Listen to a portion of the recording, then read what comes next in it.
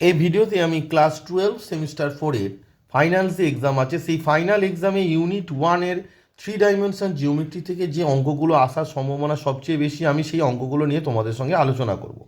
তো আলোচনার প্রথমেই তোমাদের বলে রাখি, এই যে 3 ডাইমেনশন জিওমেট্রি অর্থাৎ ত্রিমাত্রিক স্থানাঙ্ক জ্যামিতি খুব ইম্পর্টেন্ট একটি পার্ট। এখান থেকে তোমাদের 10 নম্বর পরীক্ষায় আসবে। 10 নম্বরের মধ্যে তোমার থাকবে 2 নম্বরের একটি প্রশ্নের উত্তর দিতে হবে, যেখানে 2টি প্রশ্ন থাকবে, এবং 4 নম্বরের 2টি প্রশ্নের উত্তর দিতে হবে, যেখানে তোমার 4টি প্রশ্ন থাকবে।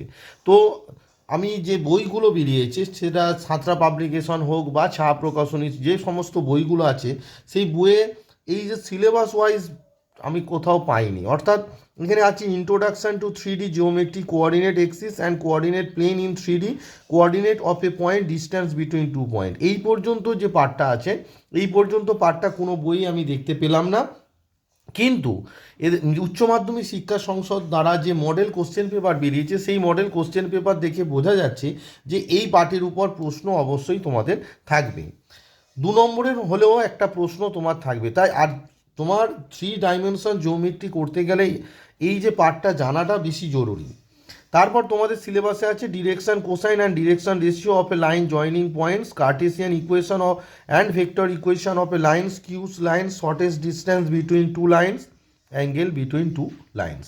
তো এই হচ্ছে তোমাদের সিলেবাস। এই সিলেবাসের প্রথম পার্টটা প্রথমে ব্রিফলি একটু বলে নেব, এবং সেই সংক্রান্ত যে অঙ্কগুলো পরীক্ষায় আসতে পারে সেগুলো নিয়ে আলোচনা করব। তারপর আমি ডিরেকশন মানে স্ট্রেট লাইনে এবং স্ট্রেট লাইনের যে direction ratio and direction cosine আছে সেটা নিয়ে আলোচনা করব। তার সঙ্গে স্ট্রেট লাইনের উপর যে প্রশ্নগুলো পরীক্ষায় আসতে পারে সেগুলো নিয়ে তোমাদের সঙ্গে আলোচনা করব। চলো তাহলে প্রথমে তোমাদের 3Dটা কী, অ্যাকচুয়ালি 3 ডাইমেনশন যে আছে জিওমেট্রিটা কী সেটি নিয়ে তোমাদের সঙ্গে আগে আলোচনা করি। তো দেখো, যে কোনো চ্যাপ্টার তোমার জানতে গেলে আগে সেই চ্যাপ্টার যে বেসিক কনসেপ্টটা ভালো করে জানতে হবে। তোমরা এর আগে ক্লাস 11 সেমিস্টার 2-তে কী শিখেছো? 2 ডাইমেনশন জিওমেট্রি শিখেছো। 2 ডাইমেনশন জিওমেট্রি মানে সেখানে দুটো পারপেন্ডিকুলার লাইন আছে, একটা এক্স এক্সিস আর একটা হচ্ছে ওয়াই এক্সিস। তো এখানে কি হবে, এখানে হচ্ছে তোমার 3টে এক্সিস থাকবে। এখানে ছিল দুটো এক্সিস, এক্স এক্সিস আর ওয়াই এক্সিস। এটা ধনাত্মক এক্স এক্সিস, এটা ঋণাত্মক এক্স এক্সিস, ধনাত্মক ওয়াই এক্সিস, ঋণাত্মক ওয়াই এক্সিস। কিন্তু এখানে তোমার থাকবে 3টে এক্সিস। 3টে এক্সিস কি? 3টে এক্সিস এইরকমভাবে হবে, এক্স এক্সিস এইভাবে তোমাদের ডিনোট করা হয় আর কি। এটা অরিজিনটা একই থাকবে ও।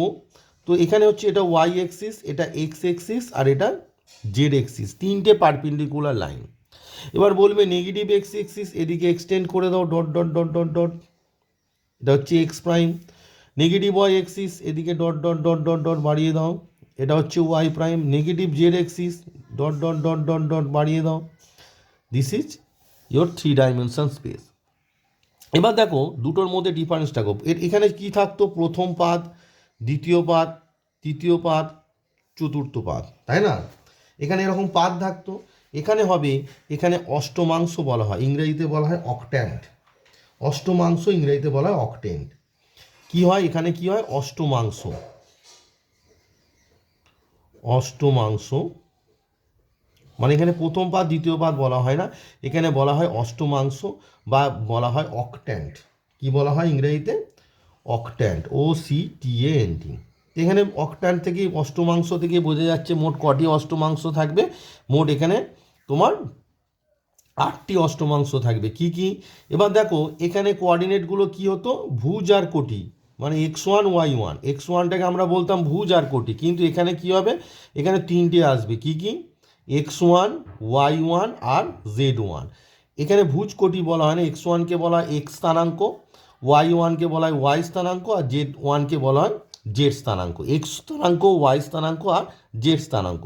এবার এই এক্স ওয়াই জেডের চিহ্নের উপর ডিপেন্ড করছে যে কোন অষ্টমাংশে আছে। আমি তোমাদের মডেল কোশ্চেন পেপারে দেখেছিলাম, একটা বিন্দু দিয়ে বলছে এটি কোন অষ্টমাংশে আছে, তাহলে তোমার কনসেপ্টটা থাকতে হবে।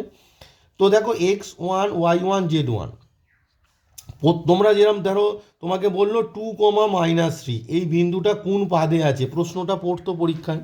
তোমরা কি বলে দিতে পারতে?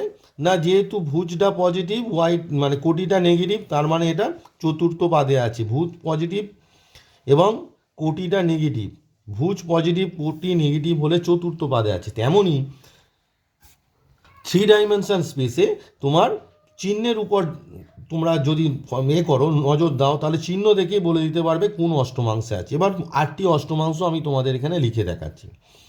8টি অষ্টমাংশ কেমন আছে? ও এক্স ওয়াই জেড, অর্থাৎ এক্ষেত্রে X, O X, O Y আর ও জেড তিনটেই হচ্ছে পজিটিভ দিকে আছে। 2 নম্বর হচ্ছে এক্স আর Y positive, X Y positive কিন্তু জেড নেগেটিভ। এক্ষেত্রে কি হবে? এক্স ওয়াই পজিটিভ কিন্তু জেড নেগেটিভ, অর্থাৎ প্লাস প্লাস মাইনাস, মানে কোনো একটা বিন্দু স্থানাঙ্ক, ধরো তোমার এখানে প্লাস প্লাস প্লাস মানে হচ্ছে ধরো বললো 1 4 5 তিনটেই পজিটিভ, প্লাস প্লাস মাইনাস মানে ধরো 2 2 -5 বা 2 3 -5 বললো। তাহলে যেহেতু মানে ওয়াই কোঅর্ডিনেটটা নেগেটিভ, তাই এটা O X Y Z prime অষ্টমাংশে আছে।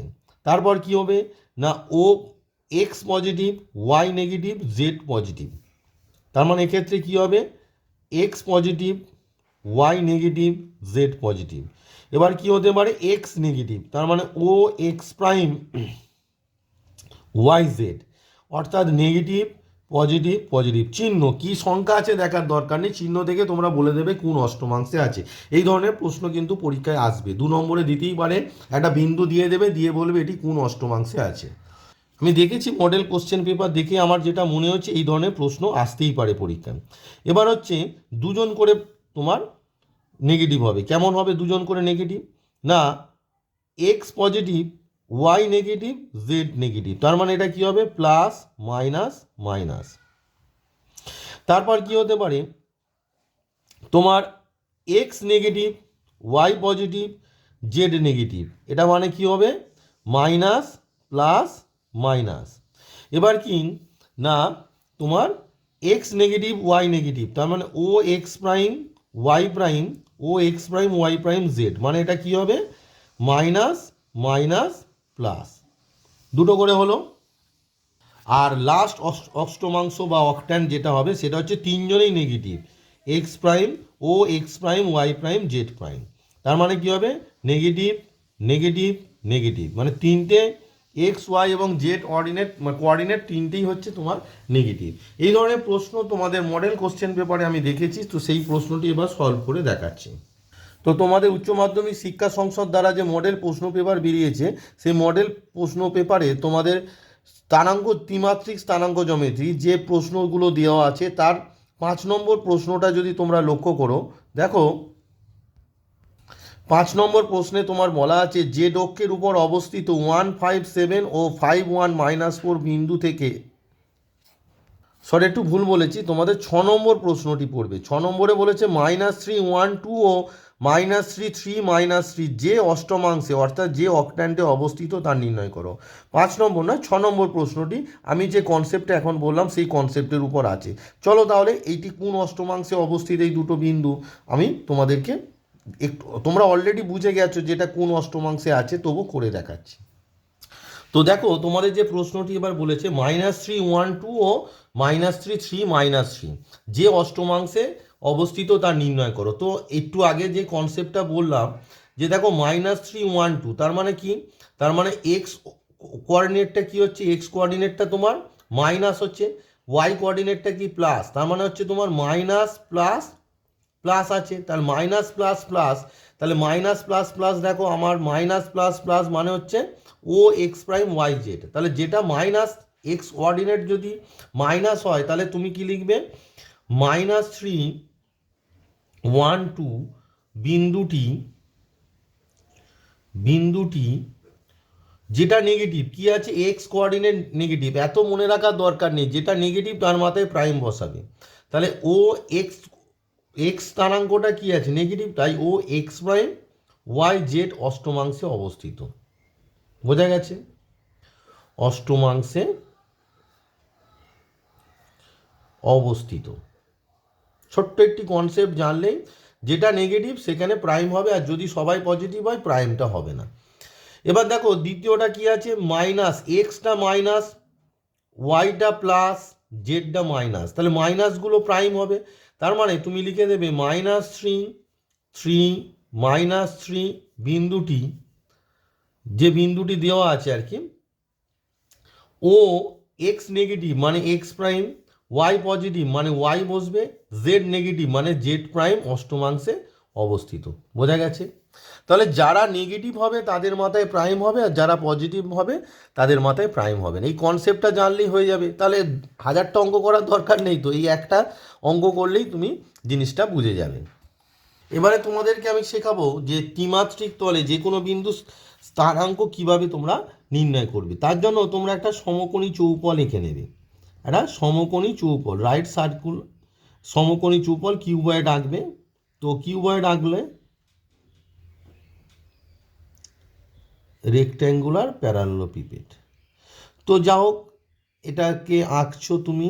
এবার দেখো এই যে কিউবয়েডটা হলো, এর এবারে তোমার এই যে পয়েন্ট অফ দেখো তিনটে সাইডই একটা পয়েন্টে ইন্টারসেক্ট করেছে, এটাই হচ্ছে তোমার মূল বিন্দু। এইটাকে বলা হচ্ছে তোমার ওয়াই অ্যাক্সিস, এটাকে বলা হচ্ছে তোমার এক্স অ্যাক্সিস, আর এই যে লাইনটা উপরের দিকে উঠে গেছে এইটা বলা হচ্ছে জেড অ্যাক্সিস। এইভাবে আঁকলে কি হয় তোমার বুঝতে সুবিধা হয়। বলবে স্যার নেগেটিভ এক্স অ্যাক্সিস কোথায় হবে, এক্সটেন্ড করে দাও, তাহলে এটা হবে তোমার X prime. Negative Y axis কোথায় হবে, এক্সটেন্ড করে দাও, এটা হবে তোমার Y prime. Negative Z axis কী হবে, এক্সটেন্ড করে দাও নিচের দিকে, এটা হবে তোমার জেড প্রাইম। বোঝা গেছে? তাহলে এখানে যে কোনো বিন্দু স্থানাঙ্ক, ধরো এটা পি, যে কোনো বিন্দু পি এ বি সি, ধরো পি এ বি সি একটা বিন্দু নাও যেটা তিনটে তলেই আছে। তার মানে এই যে তিনটে তলে আছে মানে হচ্ছে তোমার এর হচ্ছে এক্স কোঅর্ডিনেট মানে ওয়াই অ্যাক্সিস থেকে ডিস্ট্যান্স, ওয়াই অ্যাক্সিস থেকে ডিস্ট্যান্স। তাহলে পি থেকে তুমি এক্স ওয়াই সমতলে লম্ব টানলে, তাই না, এক্স ওয়াই সমতলে লম্ব টানলে। এবার এই লম্বটার তোমার এই যে লম্বটা পেলে এই লম্বটার তোমার ওয়াই এক্সিস থেকে ডিস্ট্যান্স কত, ওয়াই এক্সিস থেকে ডিস্ট্যান্স এ, তাহলে এটাই। বি মানে হচ্ছে এক্স এক্সিস থেকে ডিস্ট্যান্স, এক্স এক্সিস থেকে ডিস্ট্যান্স মানে এই ডিস্ট্যান্সটা, এই ডিস্ট্যান্সটা কত, এটা হচ্ছে তোমার বি। বোঝা গেছে? আর সি মানে হচ্ছে তোমার জেড এক্সিস থেকে তোমার ডিস্ট্যান্সটা। তো জেড এক্সিস থেকে ডিস্ট্যান্সটা কী হবে, সরি সি মানে হচ্ছে তোমার এক্স ওয়াই যে সমতলটা আছে সেইটা থেকে ডিস্ট্যান্স মানে এই যে ডিস্ট্যান্সটা, এই ডিস্ট্যান্সটা কত না সি, এই ডিস্ট্যান্সটা তোমার সি। মানে এটা যদি তোমার কিউ বিন্দু হয় মানে পি কিউ ইকুয়ালস টু হচ্ছে তোমার সি। এবার জানতে হবে এক্স অক্ষের উপর যে কোনো বিন্দু স্থানাঙ্ক এক্স অর্ডিনেটটা থাকবে, বাদবাকি সব জিরো হবে, মানে এ 0 0। ওয়াই অক্ষের উপর যে কোনো বিন্দু, এ দেখো এই ডিস্ট্যান্সটা যদি এ হয় তো এটাও এ হবে না। ওয়াই অক্ষের উপর যে কোনো বিন্দু স্থানাঙ্ক, ধরো এটা নাম দিয়ে দাও এ পয়েন্ট, আর এটা নাম দিয়ে দাও বি পয়েন্ট। বি বিন্দু স্থানাঙ্ক কত হবে, 0 বি 0। আর জেড এক্সিসের উপর যে কোনো বিন্দু, দেখো এইটা যদি সি হয় তাহলে ও যে ও এখানে যদি সি সি পয়েন্ট দিয়ে দাও তাহলে ও সি সমান সি হবে। তাহলে সি বিন্দু স্থানাঙ্ক কত হবে, 0 0 সি। তার মানে এক্স অক্ষের উপর যে কোনো স্থানাঙ্ক, যে কোনো বিন্দু স্থানাঙ্ক এ 0 0 আকারে, ওয়াই অক্ষের উপর যে কোনো বিন্দু স্থানাঙ্ক 0 বি 0, আর জেড অক্ষের উপর যে কোনো বিন্দু স্থানাঙ্ক 0 0 সি আকারে। এবার এবিসির মান ধরো 1 হতে পারে। ধরো তোমাকে বললো 2 0 0 বিন্দুটি কোন অক্ষের উপর অবস্থিত, অবভিয়াসলি এক্স অক্ষের উপর অবস্থিত। বোঝা গেছে? এবারে আমি এখানে তিনটে সমতল পাচ্ছি, কি কি না এক্স ওয়াই সমতল, ওয়াই জেড সমতল, আর জেড এক্স সমতল। তাহলে এক্স ওয়াই সমতল, এক্স ওয়াই সমতল, এক্স ওয়াই দেখো এই যে এক্স ওয়াই সমতলটা যেটা একটা তল, একটা সাইড, সমকোণী চৌপলের একটা সাইড। তাহলে এক্স ওয়াই সমতলের উপর, এক্স ওয়াই সমতলের উপর যে কোনো বিন্দু স্থানাঙ্ক, এক্স ওয়াই সমতলের উপর যে কোনো বিন্দুর স্থানাঙ্ক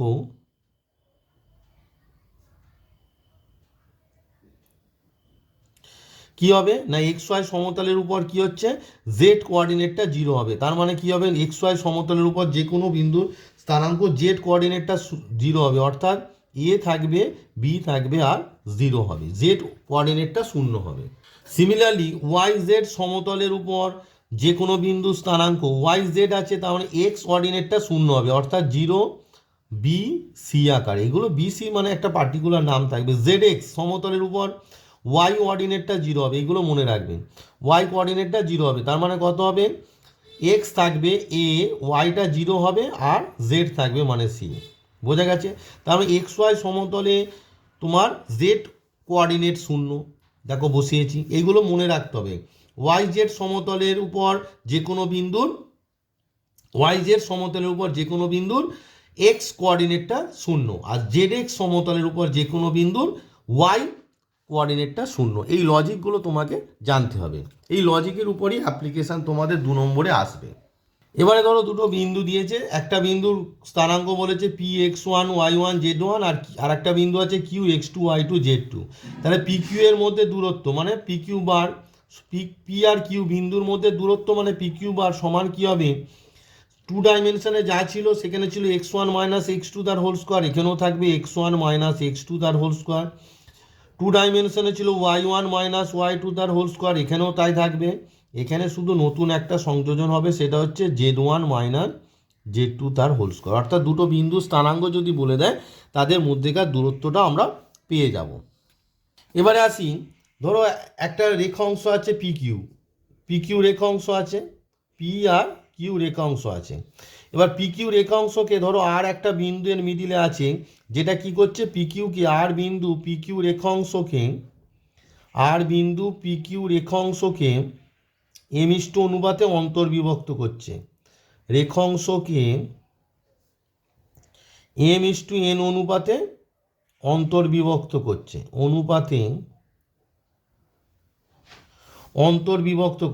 এক্ষেত্রে যদি এম ইস টু এন অনুপাতে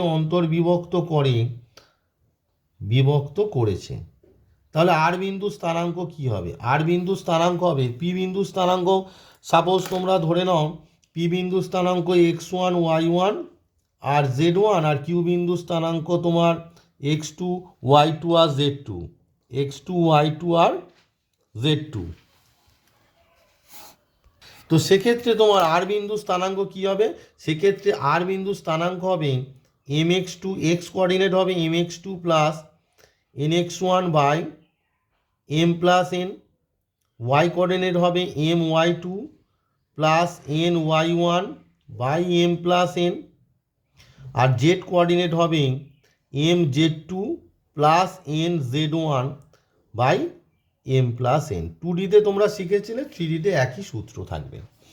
এবার ধরো পি কিউ রেখা অংশ আছে, পি কিউ রেখা অংশটাকে আর বিন্দু পি কিউ রেখা অংশ আছে, এটা হচ্ছে পি কিউ রেখা অংশ। এবার আর বিন্দু বাইরে আছে, অর্থাৎ আর বিন্দু এম ইস টু এন অনুপাতে বহির্বিভক্ত করেছে। এক্ষেত্রে পি বিন্দু স্থানাঙ্ক একই থাকবে x one Y one Z one, আর কিউ বিন্দু স্থানাঙ্ক এক্স টু ওয়াই টু আর জেড টু। এবার আর বিন্দু কী করছে? এম ইস টু এন অনুপাতে বহির্বিভক্ত করেছে। আর বিন্দু আর পি কিউকে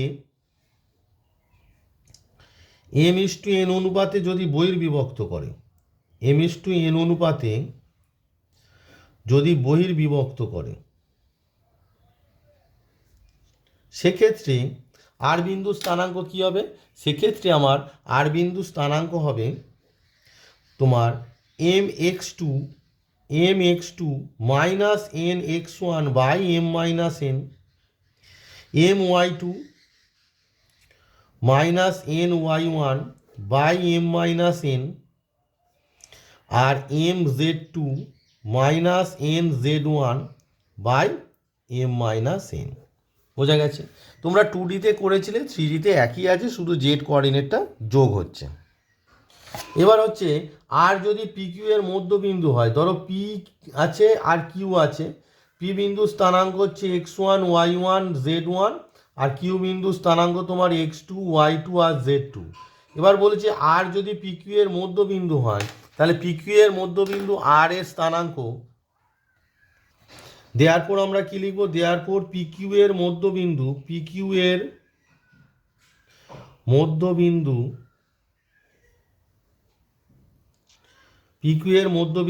আর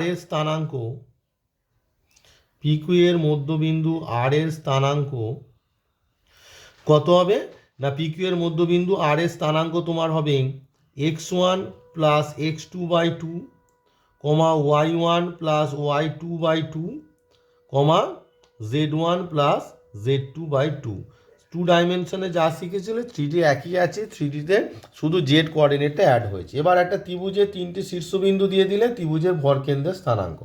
এবারে আসি, একটা ধরো তোমার ত্রিভুজ দিয়ে দিয়েছে, ত্রিভুজের তিনটে শীর্ষবিন্দু কি কি আছে, এ বি আর সি।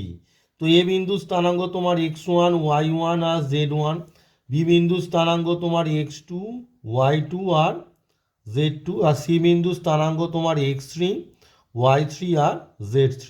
দেওয়ার ত্রিভুজ এবিসি এর ভরকেন্দ্রের স্থানাঙ্ক, ত্রিভুজ এবিসি এর ভরকেন্দ্রের স্থানাঙ্ক কি হবে না x1 plus x2 plus x3/3, কমা এখানে ধরছে না তাই নিচে লিখছি y1 plus y2 plus y3/3, কমা z1 plus z2 plus z3/3। এটা হচ্ছে ত্রিভুজের ভরকেন্দ্রের স্থানাঙ্ক। এবারে আসি তিনটে বিন্দু এবিসি সমরেখ হওয়া শর্ত। তিনটে বিন্দু দিয়ে দিয়েছে।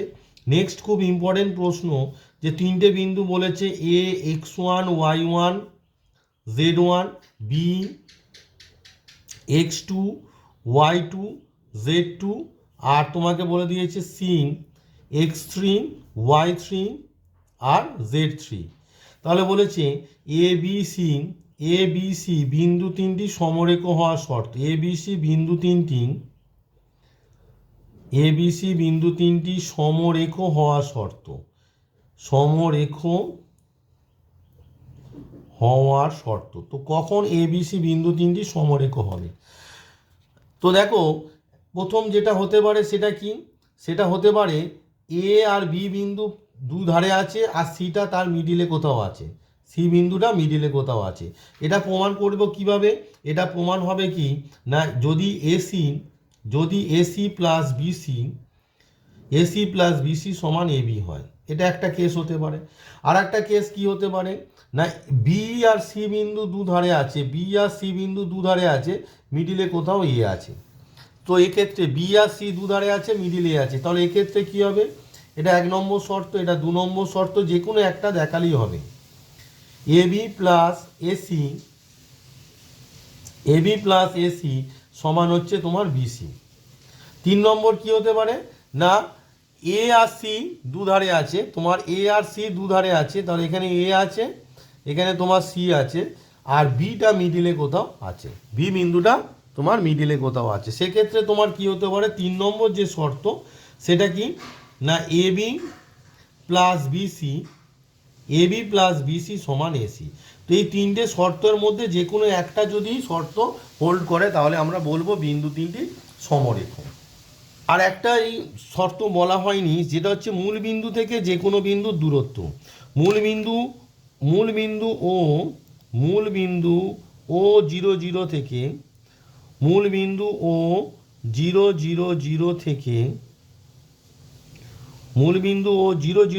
থেকে পি এক্স ওয়াই জেড বিন্দুর দূরত্ব তোমরা ক্লাস 11 সেমিস্টার 2তে যেভাবে শিখেছো একই জিনিস, যে রুট আন্ডার তোমার x² plus y² plus z² এত একক। এবার চলো এই সংক্রান্ত যে প্রশ্নগুলো তোমাদের মডেল কোশ্চেন পেপারে দিয়েছে এবং এবছর আসার সম্ভাবনা আছে সেগুলো করায়, তার সঙ্গেও আমি এক্সট্রা কিছু প্রশ্ন করিয়ে দেব। তো তোমাদের যে মডেল প্রশ্ন পেপার আছে তার ত্রিমাত্রিক স্থানাঙ্ক জ্যামিতির প্রথম যে প্রশ্নটি দেখাও, যে এ 0 1 2 বি 2 -1 3 ও সি 1 -3 1 বিন্দুগুলি একটি সমকোণী সমদ্বিবাহু ত্রিভুজের শীর্ষবিন্দু। তারপরে যে প্রশ্নটি বলেছে 4 8 10 এবং 6 10 -8 বিন্দুদ্বয়ের সংযোগকারী রেখাংশ YZ দ্বারা যে অনুপাতে অন্তর্বিভক্ত হয় তা নির্ণয় করে। এই ধরনের অঙ্ক পরীক্ষায় আসার সম্ভাবনা অনেকটাই বেশি, তাই আমি তোমাদেরকে পরপর করিয়ে দেব। তারপর বলেছে YZ সমতলের সাপেক্ষে -3 4 3 বিন্দুর প্রতিবিম্ব বিন্দু স্থানাঙ্ক নির্ণয় করো। এই ধরনের প্রশ্নগুলো তোমাদের 2 নম্বরে আসার সম্ভাবনা আছে। তারপর তোমাদের 3 নম্বরে বলেছে 3 1 2 বিন্দুটির XY সমতলে লম্ব অভিক্ষেপের পাদবিন্দু স্থানাঙ্ক নির্ণয় করো। 4 নম্বরে হচ্ছে 3 1 2 বিন্দুটির XY সমতলে লম্ব অভিক্ষেপের পাদবিন্দু স্থানাঙ্ক নির্ণয় করো। এই 4টি অঙ্ক চলো তোমাদেরকে এবার করে দেখায়। তো প্রথম যে প্রশ্নটি দেখাও, যে এ বি সি বিন্দুগুলি একটি সমকোণী সমদ্বিবাহু ত্রিভুজের শীর্ষবিন্দু। তো এই ধরনের প্রশ্ন 2Dতেও তোমরা করেছো। এক্ষেত্রে তোমরা A B BC R C এ বাহুগুলোর দৈর্ঘ্য বের করো। তাই এ বি বাহুর দৈর্ঘ্য সমান √√2 ভুজের পার্থক্য মানে x1 মাইনাস x2, তার মানে 0 - 2 তার স্কোয়ার প্লাস 1 মাইনাস অফ -1 মানে 1 + 1 তার স্কোয়ার প্লাস দেখো 2 - 3 তার স্কোয়ার সমান রুট আন্ডার 2 স্কোয়ার মানে হচ্ছে এখানে 4 হবে প্লাস 1 + 1 2 স্কোয়ার মানে 4 আর এখানে 2 - 3 -1 স্কোয়ার মানে 1 মানে 4 4 8 1 9 মানে হচ্ছে 3 একক। এবি পেয়ে গেলাম। এবার তুমি বিসি বের করো। এবি বিসি, বিসি সমান ওই একই ফর্মুলা x1 - x2 তার মানে 2 - 1 তার হোল স্কোয়ার প্লাস -1 - 3 মানে -1 + 3 হয়ে যাবে তার হোল স্কোয়ার প্লাস 3 - 1 মানে হচ্ছে 3 - 1 তার স্কোয়ার সমান রুট আন্ডার কত হচ্ছে 2 - 1 একের স্কোয়ার মানে 1, 3 - 1 দুইয়ের স্কোয়ার মানে হচ্ছে 4, 3 - 1 দুইয়ের স্কোয়ার মানে 4, 4 4 8 1 9 মানে হচ্ছে 3 একক। এবার তোমাকে সিএ বের করতে হবে। সিএ বা এসি যাই বের করো। সিএ মানে হচ্ছে সি হচ্ছে তোমার x1 তাহলে 1 - 0 মানে 1 - 0 তার স্কোয়ার প্লাস -3 - 1 কী হবে -3 - 1 তার স্কোয়ার প্লাস 1 - 2 1 - 2 তার স্কোয়ার। এই যে যখন সিএ লিখছি সি এর স্থানাঙ্কটা হচ্ছে x1 y1 z1 আর এর স্থানাঙ্ক হচ্ছে x2 y2 z2। তো এটাকে ক্যালকুলেট করলে 1 স্কোয়ার 1 -3 - 1 মানে -4 স্কোয়ার মানে হচ্ছে 16 আর 1 - 2 মানে হচ্ছে 1 তার মানে কত হচ্ছে রুট আন্ডার 16 17 18 মানে 18 রুট আন্ডার 18 একক। এবার লক্ষ্য করে দেখো এই যে দৈর্ঘ্যগুলো পেলে দেওয়ার পর আমরা কি পাচ্ছি এবি স্কোয়ার, এবি বাহু স্কোয়ার প্লাস বিসি বাহু স্কোয়ার, এবি বাহু স্কোয়ার সমান বিসি বাহু স্কোয়ার দৈর্ঘ্যের স্কোয়ার তাহলে 3 স্কোয়ার প্লাস 3 স্কোয়ার সমান কত 3 3 9 9 9 যোগ করলে 18, 18 সমান কত হয়ে গেল সিএ বাহু স্কোয়ার। এবং লক্ষ্য করে দেখো এবি আর বিসি বাহুর দৈর্ঘ্য সমান দুজনই 3 একক এবং এবি বাহুর দৈর্ঘ্য সমান হচ্ছে বিসি। তাহলে আমরা জানি যে কোনো ত্রিভুজের যে কোনো দুটি বাহুর বর্গের সমষ্টি যদি তৃতীয় বাহুর বর্গের সমান হয় এবং দুটো বাহু যদি সমান হয় তাহলে সেই ত্রিভুজটি একটি সমকোণী সমদ্বিবাহু ত্রিভুজ। দেওয়ার ত্রিভুজ এবিসি একটি সমকোণী সমদ্বিবাহু ত্রিভুজ।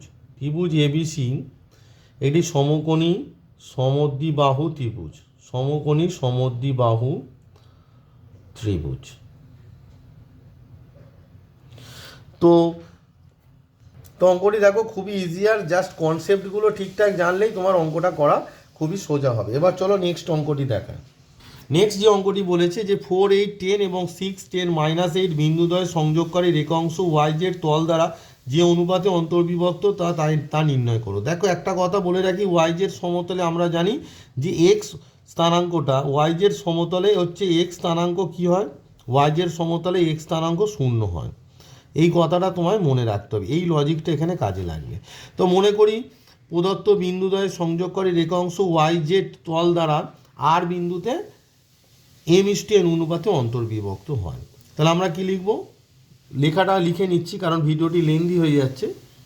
তাহলে আমি এখানে লিখে নিয়েছি যে মনে করি প্রদত্ত বিন্দুদ্বয় সংযোগকারী রেখাংশ ওয়াইজেড তল দ্বারা আর বিন্দুতে m/n অনুপাতে অন্তর্বিভক্ত হয়। দেওয়ার আর বিন্দুর দেখো আমরা কি বলেছি ওয়াইজেড তল দ্বারা, তাহলে ওয়াইজেড তল দ্বারা কোথায় আছে, ওয়াইজেড তলটা আর বিন্দুটা কোথায় আছে না ওয়াইজেড তলে আছে, তার মানে আর বিন্দুর তোমার এক্স স্থানাঙ্ক কত হবে 0।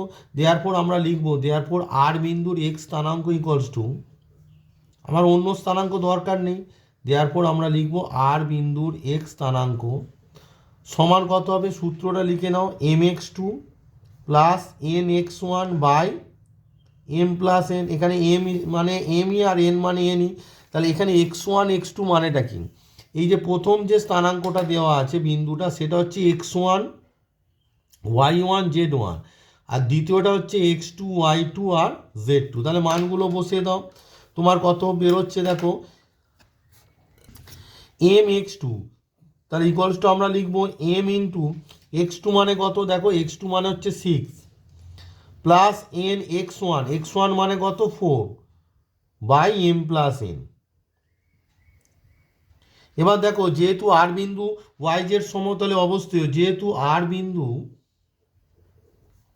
ওয়াই জেড সমতলে অবস্থিত, ওয়াই জেড সমতলে অবস্থিত, দেয়ারফোর আর বিন্দুর আর বিন্দুর এক্স স্থানাঙ্ক সমান কত হবে? 0। দেয়ারফোর আর বিন্দুর এক্স স্থানাঙ্ক সমান 0, হুইচ ইমপ্লাই কি হবে? এক্স স্থানাঙ্ক কত বেরিয়েছে? 6m plus 4n by M plus n সমান কত? 0, তাই না? হুইচ ইমপ্লাই আমার কি হচ্ছে দেখো, 6m প্লাস 4n সমান 0, হুইচ ইমপ্লাই আমরা পাচ্ছি 6m সমান -4n, হুইচ ইমপ্লাই আমরা কি পাচ্ছি দেখো, হুইচ ইমপ্লাই আমরা পাচ্ছি m/n সমান -4/6, 2 দিয়ে কাটো, 2 2 যা 4, 2 3 যা 6, মানে -2/3। তাহলে আনসারটা কত হচ্ছে? দেয়ারফর m/n সমান কত? m/n সমান তোমার -2, বলবে স্যার মাইনাস, যদি তুমি অন্তর্বিভক্ত লেখো তাহলে লিখতে হবে -2, 3, আর যদি লেখো যে বহির্বিভক্ত করেছে তখন লিখবে 2:3। যেহেতু এখানে উত্তরটা চেয়েছে যে ওয়াই জেড তল দ্বারা কি অনুপাতে অন্তর্বিভক্ত হয়, তাহলে আমরা লিখব প্রদত্ত বিন্দু সংযোজক রেখাংশ ওয়াই জেড তল দ্বারা -2:3 অনুপাতে অন্তর্বিভক্ত হয়। তাহলে আমি এখানে লিখে নিলাম প্রদত্ত বিন্দুদ্বয়ের সংযোজক রেখাংশ ওয়াই জেড তল দ্বারা -2:3 অনুপাতে অন্তর্বিভক্ত হয়। এই -2:3 এই কথাটা অবশ্যই তোমায় লিখতে হবে, যেহেতু তুমি এখানে অন্তর্বিভক্ত লিখেছো। আর যদি বহির্বিভক্ত হতো তখন লিখতে 2:3 অনুপাতে বহির্বিভক্ত হয়। এটা হচ্ছে কথা। যদি -2 লেখো তাহলে লিখতে হবে অন্তর্বিভক্ত, আর যদি -2টা না লেখো তাহলে লিখতে হবে বহির্বিভক্ত। নেক্সট খুব ইম্পর্টেন্ট একটি কনসেপ্টের অঙ্ক, বলছি ওয়াই জেড সমতলের সাপেক্ষে -3, 4, 3 বিন্দুর প্রতিবিম্ব বিন্দু স্থানাঙ্ক নির্ণয় করো। তো দেখো এখানে তোমায় বুঝতে হবে, সাপোজ এইটা তোমার ওয়াই জেড সমতল, এইটা তোমার ওয়াই জেড সমতল। এবার বিন্দুটা ধরো এটা পি বিন্দু, পি -3, 4, 3 বিন্দু। তো পি বিন্দুর প্রতিবিম্ব মানে এখান থেকে ওয়াই জেড সমতলে লম্ব করো, লম্বটা ধরো আর এর প্রতিবিম্ব, পি বিন্দুর প্রতিবিম্ব নিচের দিকে থাকবে, ওয়াই জেড সমতলে নিচের দিকে থাকবে, সেই জন্য ডট ডট ডট ডট দিয়ে আমি দিলাম যে কিউ বিন্দুর স্থানাঙ্ক আমি ধরে নিলাম যে x1, y1 আর z1। তাহলে দেখো পিকিউ এর মধ্যবিন্দু কি হবে? আর পিকিউ এর মধ্যবিন্দু আরটা কি ওয়াই জেড সমতলে থাকবে। তাহলে আমরা লিখব যে ধরি ওয়াই জেড সমতলের সাপেক্ষে, ওয়াই জেড সমতলের সাপেক্ষে পি -3, 4, 3 বিন্দুর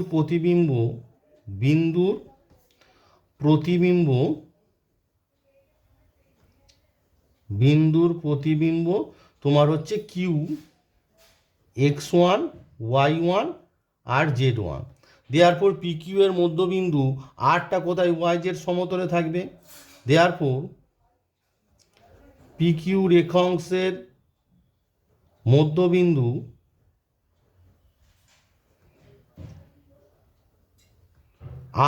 আর বিন্দু স্থানাঙ্ক কি হবে? যেহেতু ওয়াই জেড সমতলে আছে তাই একই থাকবে, শুধু এক্স কোঅর্ডিনেটটা 0 হবে, মানে 0,4,3 বিন্দুটি ওয়াই জেড সমতলে থাকবে, যেহেতু ওয়াই জেড সমতলে আছে তাই তোমার এক্স কোঅর্ডিনেটটা কি হয়েছে? 0 হয়েছে। দেয়ারফর দেখো পি আর কিউ এর মধ্যবিন্দু আমরা জানি, দেয়ারফর এক্স কোঅর্ডিনেট কি হবে? x1 -3, দেখো x1 -3/2 এক্স কোঅর্ডিনেট মানে পিকিউ এর মধ্যবিন্দু মানে কি x1 প্লাস -3/2, যেহেতু -3 তাই -3 হয়েছে এখানে, x1 প্লাস -3 মানে x1 -3/2 সমান 0 হবে। এখান থেকে আমরা পেয়ে যাব x1 সমান 3। আবার দেখো y1 plus 4, y1 plus P এর ওয়াই কোঅর্ডিনেট হচ্ছে 4, তাহলে y1 প্লাস 4/2 সমান কত হবে না 4 হবে। এখান থেকে আমরা কি পাচ্ছি y1 প্লাস 4 সমান কত 8, হুইচ ইমপ্লাই আমরা পাচ্ছি y1 সমান হচ্ছে 8 মাইনাস 4 সমান কত 4 পাচ্ছি। তাহলে y1 পেয়ে গেলাম কত না 4। সিমিলারলি পিকিউ এর মধ্যবিন্দুর জেড কোঅর্ডিনেট কী হবে না z1 প্লাস এখানে কত আছে পি এর 3 আছে জেড স্থানাঙ্ক, তাহলে z1 প্লাস 3/2 সমান কত হবে না আর এর জেড স্থানাঙ্ক কত না 3, which imply z1 plus 3 equals to 6, which imply আমরা পাচ্ছি z1 সমান 6 মাইনাস 3 মানে 3, তার মানে x1 হচ্ছে 3, y1 হচ্ছে 4 আর z1 হচ্ছে 3। দেয়ারপর নির্ণয় প্রতিবিম্ব বিন্দুর স্থানাঙ্ক হচ্ছে তোমার 3,4,3। তাহলে আমি এখানে আনসারটা লিখে নিলাম যে দেয়ারপর নির্ণয় প্রতিবিম্ব বিন্দুর স্থানাঙ্ক 3,4,3। এই কনসেপ্টের উপর অঙ্ক তোমাদের পরীক্ষায় আসার সম্ভাবনা অনেকটাই বেশি। দেখো 4 নম্বরে যে প্রশ্নটি বলা হয়েছে সেখানে বলা হয়েছে যে 3,1,2 বিন্দুটির XY সমতলে লম্ব অভিক্ষেপের পাদবিন্দু স্থানাঙ্ক নির্ণয় করো। দেখো আমরা জানি যে XY সমতলে জেড স্থানাঙ্ক সমান 0। আমরা জানি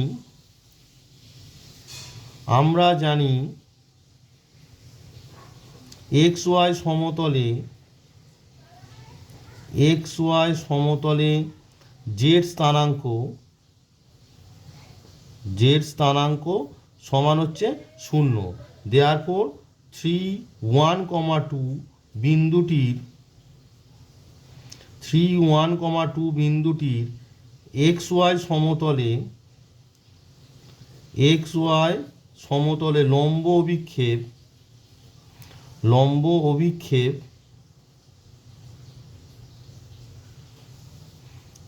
লম্ব অভিক্ষেপের পাদবিন্দুর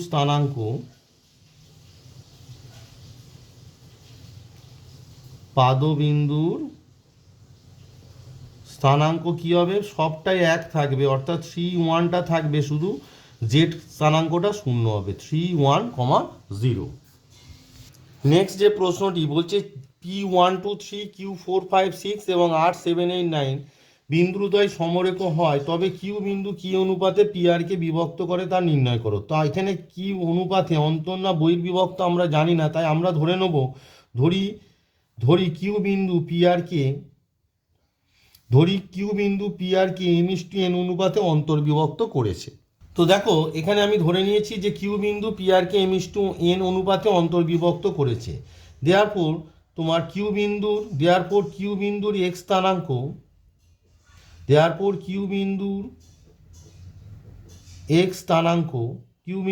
স্থানাঙ্ক কি হবে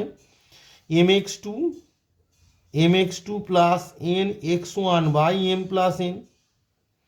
এবার দেখো ইকুয়ালস টু m x2 মানে কি, এখানে কি নাম আছে পিআর মানে হচ্ছে পি বিন্দুটা হবে x1 y1 z1, পি বিন্দুটা হবে x1 y1 z1 আর আর বিন্দুটা হবে x2 y2 আর z2। তাহলে mx2 মানে x2 মানে হচ্ছে 7, তাহলে m into 7 plus n x1 মানে কত x1 মানে হচ্ছে 1 বাই m প্লাস n। তো এইটা হচ্ছে কিউ বিন্দুর কি আছে কিউ বিন্দুর এক্স স্থানাঙ্ক, শুধু স্থানাঙ্ক লিখেছি কিউ বিন্দুর এক্স স্থানাঙ্ক, ঠিক আছে। কিউ বিন্দুর এখানে আমি লিখে দিয়েছি কিউ বিন্দুর এক্স স্থানাঙ্ক। দেয়ারপর কিউ বিন্দুর এক্স স্থানাঙ্ক কত 4। দেয়ারপর 7m এই যে ক্যালকুলেশন করলে 7m plus n by m plus n সমান আমার কত হচ্ছে না ইকুয়ালস টু 4, হুইচ ইমপ্লাই আমার পাচ্ছি 7m প্লাস n সমান 4 দিয়ে মাল্টিপ্লাই করলে তোমার হচ্ছে 4m প্লাস 4n। এটাকে যদি একদিকে নিয়ে এসো তাহলে 7m মাইনাস 4m মানে হচ্ছে তোমার 3m সমান 4n মাইনাস n মানে কত হচ্ছে 3n, হুইচ ইমপ্লাই আমরা কি পাচ্ছি m/n 3 তো কেটে যাচ্ছে সমান কত 1/1।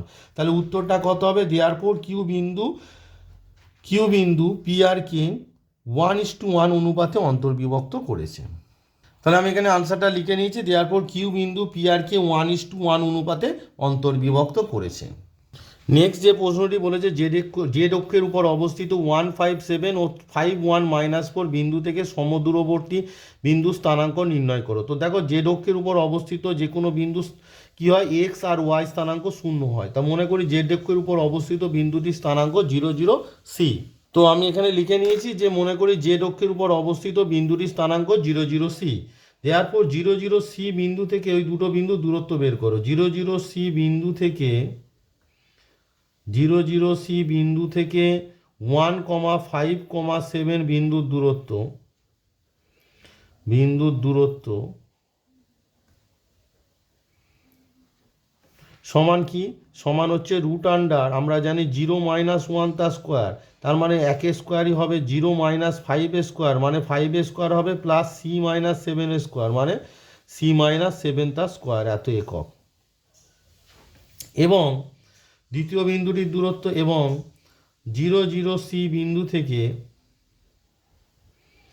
00C বিন্দু থেকে দ্বিতীয় বিন্দুটা কত আছে 5,1,-4 বিন্দুর দূরত্ব সমান কত হবে না রুট আন্ডার 0-5 মানে 5 স্কোয়ার প্লাস 0-1 স্কোয়ার মানেই 1 স্কোয়ার, C-4 মানে হচ্ছে C-4 মানে হচ্ছে C+4 তার স্কোয়ার, এত একক। এবার প্রদত্ত এই দুটো কি হচ্ছে সমান, ঠিক আছে। তো প্রদত্ত কি এই দুটো সমান, তাহলে সমান করে দাও। প্রদত্ত root under 1 square plus 5 square মানে 25-1-26 মানে 26 প্লাস C-7 তার স্কোয়ার সমান রুট আন্ডার 5-5-25-1-26 মানে 26 প্লাস C+4 তার স্কোয়ার, হুইচ ইমপ্লাই বোথ সাইডে স্কোয়ার করে দাও। দিলে তোমার এইটাকে প্রথমে লেখো, তাহলে কত হচ্ছে 26 প্লাস C-7 তার স্কোয়ার সমান 26 প্লাস C+4 তার স্কোয়ার। এবার দুটো 26 কেটে গেল, তাহলে কি হচ্ছে দেখো তোমার এটাকে যদি ফর্মুলায় ফেলো, এটা 7 আছে, হ্যাঁ। তো দেখো C² -2AB করলে 7×2 = 14C প্লাস 7² মানে হচ্ছে 49, এটা কত হবে C² প্লাস 2AB করলে হচ্ছে 8C সমান 4×4 = 16, তাহলে বোথ সাইড থেকে C² কেটে যাচ্ছে, হুইচ ইমপ্লাই আমরা পাচ্ছি দেখো 14C 8C মানে হচ্ছে -22C = 16 - 49 মানে হচ্ছে 6×3 = 9 মানে 33, হুইচ ইমপ্লাই দেখো মাইনাস মাইনাস কেটে যাচ্ছে, হুইচ ইমপ্লাই আমরা পাচ্ছি C সমান 33/22, 33/22 11 দিয়ে কাটলে 3/2, তার মানে C সমান কত 3/2। দেওয়ার তোমার নির্ণয় বিন্দু স্থানাঙ্ক কত হয়ে গেল, যেহেতু জেড অক্ষের উপর আছে তাই 00,003/2। দেওয়ার তোমরা লিখে দাও, নির্ণয় বিন্দু স্থানাঙ্ক নির্ণয়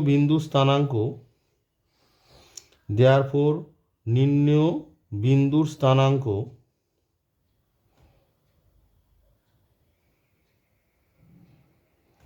কি হবে না 0,0,3/2।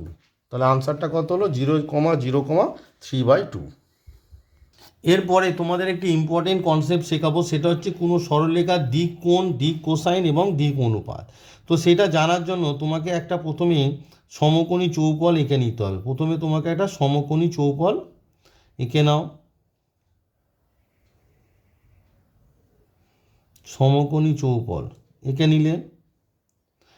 এবার দেখো আমি বলেছিলাম যে সমকোণী চৌপল যখন আঁকছো, এইটা হচ্ছে তোমার এক্স এক্সিস, এইটা হচ্ছে তোমার ওয়াই এক্সিস, আর এইটা হচ্ছে তোমার জেড এক্সিস, আর এটা হচ্ছে তোমার অরিজিন। এবার এই পয়েন্টগুলো যোগ করে দাও। এবার তুমি লক্ষ্য করে দেখো, এই যে ধরো কোনো একটা স্ট্রেট লাইন, এরকম একটা স্ট্রেট লাইন আছে। এবার তোমাকে কি করতে হবে না মূল বিন্দু দিয়ে ওই সরলরেখার সমান্তরাল টেনে নাও, মূল বিন্দু দিয়ে ওই সরলরেখার সমান্তরাল টানো। এবার ওই সমান্তরাল সরলরেখাটা এক্স অক্ষের সঙ্গে সাপোজ আলফা কোণ করলো, ওয়াই অক্ষের সঙ্গে বিটা কোণ করলো, আর জেড অক্ষের সঙ্গে তোমার গামা কোণ করলো। তাহলে আলফা বিটা গামাকে বলা হবে দিক কোণ। বোঝা গেছে? তাহলে কোনো আমি আর অত লিখছি না, সময় অনেক বেশি হয়ে যাচ্ছে। তাহলে কোনো সরলরেখার সমান্তরাল সরলরেখা মূলবিন্দুতে আঁকলে সেটা যদি এক্স অক্ষের সঙ্গে আলফা কোণ, ওয়াই অক্ষের সঙ্গে বিটা কোণ আর জেড অক্ষের সঙ্গে গামা কোণ করে, তাহলে আলফা বিটা গামাটাকে বলা হয় ওই সরলরেখার কি দিক কোণ। তাহলে দিক কোসাইন কি? এই যে দিক কোণগুলো এলো তার কোসাইনকে বলা হয় দিক কোসাইন। অর্থাৎ কস আলফা ব্রিফলি জাস্ট তোমাদের বলে দিচ্ছি, কস বিটা আর কস গামাটাকে কি বলা হয়? দিক কোসাইন। এই মান, এই যে এই কস আলফা কস বিটা কস গামার মধ্যে একটা রিলেশান আছে, সেই প্রমাণটা আমি করে অনেকটা লেন্দি হয়ে যাবে ভিডিও, যে cos square alpha plus cos square beta plus cos square gamma equals two হচ্ছে 1। এই হচ্ছে রিলেশান। এবার তুমি যদি এই যে কস আলফা কস বিটা মানে এল সমান যদি বলো কস আলফা, এম সমান যদি বলো কস বিটা আর এন সমান তাকে যদি ধরে নাও কস গামা, তাহলে আমার কি পাচ্ছি? দেয়ারপর এল এম এন যদি দিক কোসাইন হয় সেক্ষেত্রে আমরা পাবো L square M square plus N square সমান 1। অর্থাৎ কোনো সরলরেখার দিক কোসাইন যদি এল এম এন হয় তাহলে L square plus M square plus N square সমান কত হবে? না 1 হবে। এবার আসি তোমার দিক অনুপাত। দিক কোসাইনটাকে বলা হয় ডিরেকশন কোসাইন, সেই জন্য ডিসি লেখা হয়।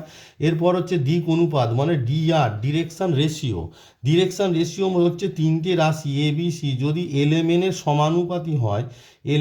সমানুপাতি হয় তাহলে এবিসিকে বলা হবে দিক অনুপাত। তার মানে কোনো রাশির কোনো সরলরেখার যদি দিক অনুপাত এ বি সি হয় সেক্ষেত্রে আমরা কি পাবো? এ বাই এল সমান বি বাই এম সমান সি বাই এন। এই গোটাটা সমান যদি আমরা কে ধরে নিই, তাহলে দিক অনুপাত যদি এবিসি হয়, তাহলে দিক কোসাইন যদি এলেমেন হয়, তাহলে দিক অনুপাত এ সমান কত হবে? এ সমান হবে কে এল, বি সমান হবে কে এম আর সি সমান হবে তোমার কে এন। এখান থেকে যদি আমরা এদেরকে স্কোয়ার করে দিই, দেওয়ার পর আমরা পাচ্ছি A square plus B square plus C square সমান কে স্কোয়ার, ব্র্যাকেট কে প্রত্যেকটার মধ্যে কে স্কোয়ার আছে, কমন চলে যাবে, L square M square N square সমান এইটা মানে তো 1, তাহলে কত হচ্ছে? না কে স্কোয়ার পেয়ে গেলাম। এবারে দেখো দেওয়ার পর কে সমান কত হবে? কে সমান তোমার হচ্ছে কে সমান কি হবে? না রুট আন্ডার এ square plus B square plus C square. তো এখান থেকে আমরা পাচ্ছি যে কোনো সরলরেখার দিক অনুপাত যদি এবিসি হয়, কোনো সরলরেখার দিক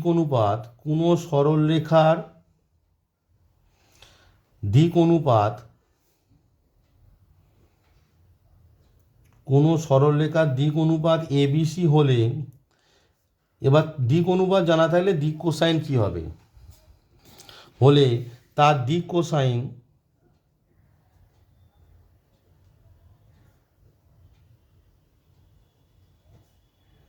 ব্র্যাকেটে ডিসি কি হবে? দেখো দিক কোসাইন, দেখো এল তোমার কি পেয়েছো? এ সমান কে এল, তাহলে এল সমান কত? কে বা এ বাই কে, তাহলে এ বাই কে মানে a by root under k মানে হচ্ছে a square plus B square plus C square.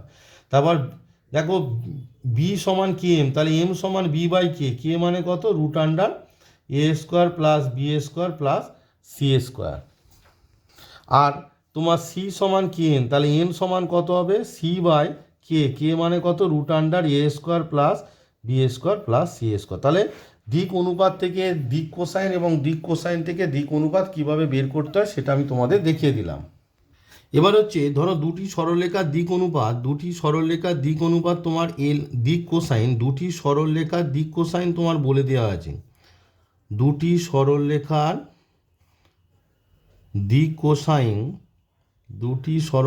দিক কোসাইন তোমাকে বলে দেওয়া আছে যে L1 M1 আর N1 এবং L2 M2 N2। এবার এই দুটো সরলরেখার মধ্যবর্তী সূক্ষ্মকোণ থিটা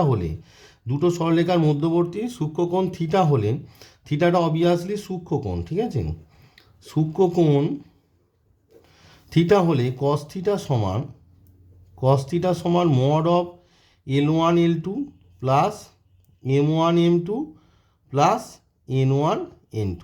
এটা হচ্ছে তোমাদের ফর্মুলা। এবার দুটো সরলরেখা যদি পারপেন্ডিকুলার হয় ইচ আদার, দুটো সরলরেখা এমন যে তারা পরস্পরের উপর লম্ব, সেক্ষেত্রে দুটো সরলরেখা পরস্পর যদি লম্ব হলে তাহলে কী হবে? L1 L2 plus m1 m2 plus n1 n2 equals to 0 হবে। এবার দুটি সরলরেখা যদি পরস্পর সমান্তরাল হয়, এরকম সমান্তরাল যদি হয়, সেক্ষেত্রে L1 বাই L2 সমান m1 বাই m2 সমান n1 বাই n2 হবে।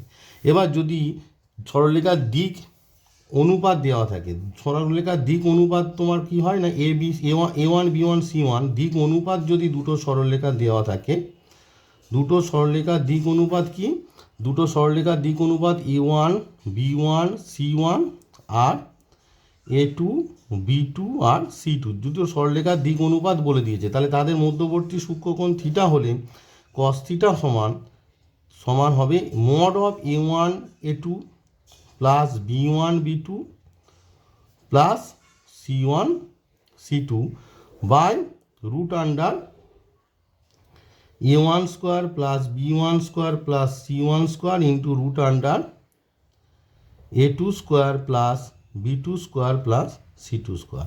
এটা হচ্ছে তোমাদের ফর্মুলা। এবার আবার যদি দুটো সরলরেখা পরস্পর লম্ব হয়, দুটো সরলরেখা পরস্পর লম্ব হলে তোমার কি হবে, যদি সরলরেখা দুটো পরস্পর লম্ব হয়, সেক্ষেত্রে a1 a2 plus b1 b2 plus c1 c2 সমান 0 হবে। আর দুটো সরলরেখা যদি পরস্পর সমান্তরাল হয়, সমান্তরাল যদি দুটো সরলরেখা হয়, সেক্ষেত্রে কী হবে, a1 বাই a2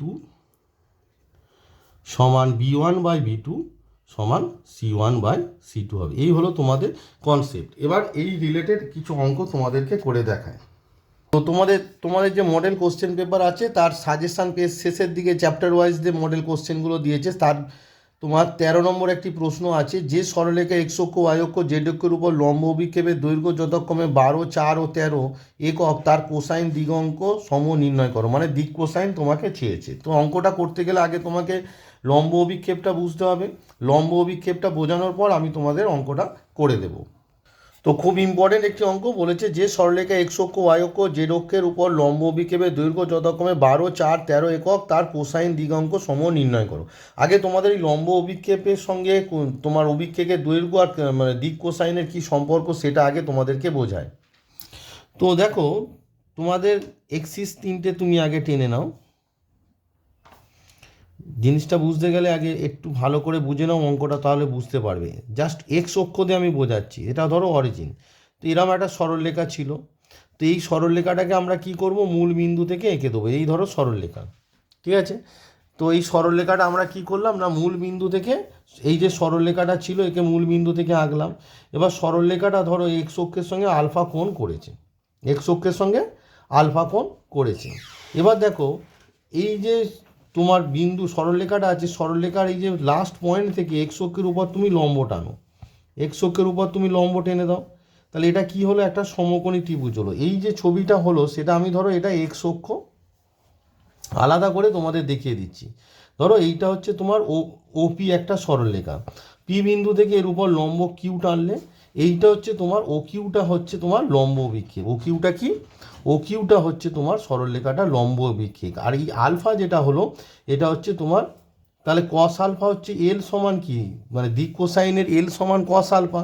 তো কস আলফা সমান এইটা, ধরো সরলরেখাটার দৈর্ঘ্য হচ্ছে তোমার আর, তাহলে কস আলফা সমান আমরা কি জানি, ভূমি বাই অতিভুজ। তাহলে কত হবে, এক্স বাই আর। দেয়ারপর আমরা কি পাচ্ছি, এল সমান কত পাবো, এক্স বাই আর, অর্থাৎ লম্ব অভিক্ষেপ বাই আর মানে হচ্ছে সরলরেখাটার দৈর্ঘ্য। তার মানে তোমাদের যদি এক্স ওয়াই জেড অক্ষের উপর ধরো লম্ব অভিক্ষেপ x, similarly x Y z অক্ষের উপর লম্ব অভিক্ষেপ যদি এক্স ওয়াই জেড হয়, তাহলে এল সমান কত হবে, এক্স বাই আর। তোমার এম সমান কত হবে, ওয়াই বাই আর। আর এন সমান কত হবে, জেড বাই আর। বোঝা গেছে? আমি জাস্ট একটি এক্সিসকে আলাদা করে দিয়েছি, ও এক্সটাকে করে তোমাদের বুঝিয়ে দিলাম। তাহলে মানে তোমার ডিরেকশন কোসাইন বের করতে গেলে তোমাকে কি বের করতে হবে, আর। আরটা কি, আর হচ্ছে সরলরেখার দৈর্ঘ্য। আরটা কি, সরলরেখাটার দৈর্ঘ্য তোমাকে বের করতে হবে। সরলরেখার আর হচ্ছে তোমার সরলরেখার দৈর্ঘ্য, সেটা তোমাকে বের করে নিতে হবে। এবার এখানে একটা জিনিস বোঝার আছে, দেখো এই যে এক্সটা কি, এক্সটা হচ্ছে সরলরেখাটার এক্স স্থানাঙ্ক, মানে সরলরেখার যে এন পয়েন্ট আছে তার এক্স স্থানাঙ্ক। তাহলে ওয়াইটা হচ্ছে ওয়াই স্থানাঙ্ক আর জেড হচ্ছে জেড স্থানাঙ্ক। তাহলে সরলরেখাটার দৈর্ঘ্য মানে ও থেকে পি, ওটা তো মূল বিন্দু, ওটা তো তোমার মূল বিন্দু, তাহলে সরলরেখার দৈর্ঘ্য কত হবে? X root under x square plus Y square plus Z square.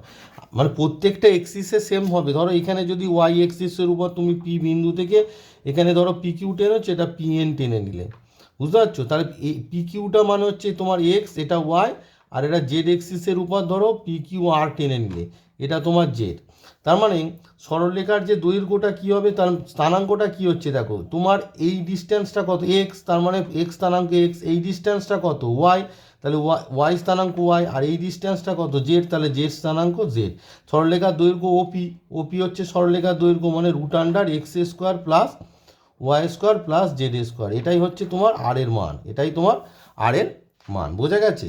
তার মানে যে লম্ব বিক্ষেপগুলো এক্স ওয়াই জেড দেওয়া থাকবে তার মানে বর্গ করে যোগ করে তার স্কোয়ার রুট বের করে যেটা হবে সেটাই সরলরেখার দৈর্ঘ্য। তাহলে দিক কোসাইন বের করতে গেলে তোমার কি লাগবে? আর লাগবে, যেটা হচ্ছে সরলরেখার দৈর্ঘ্য। আর তোমার এক্স ওয়াই জেড তো দেওয়াই আছে লম্ব বিক্ষেপ। বোঝা গেছে? তাহলে আমরা লিখব, যেহেতু এক্স ওয়াই জেড অক্ষের উপর লম্ব বিক্ষেপের দৈর্ঘ্য 12, 4 এবং 13, দেওয়ার পর সরলরেখাটির দৈর্ঘ্য সমান রুট আন্ডার, এটা হচ্ছে এক্স, এটা হচ্ছে ওয়াই, এটা হচ্ছে জেড, মানে X square plus Y square plus Z square. তাহলে আমি লিখে নিলাম, যেহেতু এক্স ওয়াই জেড অক্ষের উপর লম্ব বিক্ষেপের দৈর্ঘ্য যথাক্রমে 12, 4 ও 13 একক, মানে এটা এক্স, এটা ওয়াই, এটা হচ্ছে জেড দেওয়া আছে। দেওয়ার পর সরলরেখাটির দৈর্ঘ্য,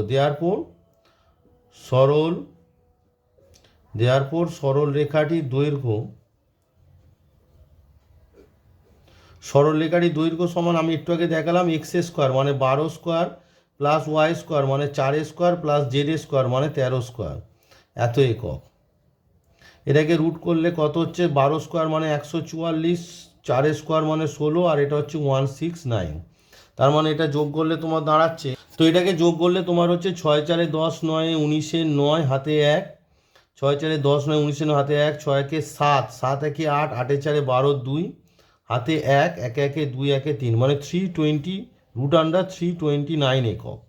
রুট আন্ডার তোমার 329 একক। 16 120 16 16 32 320, হ্যাঁ ঠিক আছে। তো দেওয়ার পর তোমরা লিখবে, দেওয়ার পর সরলরেখাটি তোমার যেটা বলেছিল আর কি, সরলরেখাটির দিক কোসাইন, এখানে দিক কোসাইনটাকে বলেছে কোসাইন দিগাঙ্ক। দেওয়ার পর সরলরেখাটির কোসাইন দিগাঙ্ক, দেওয়ার পর সরলরেখাটির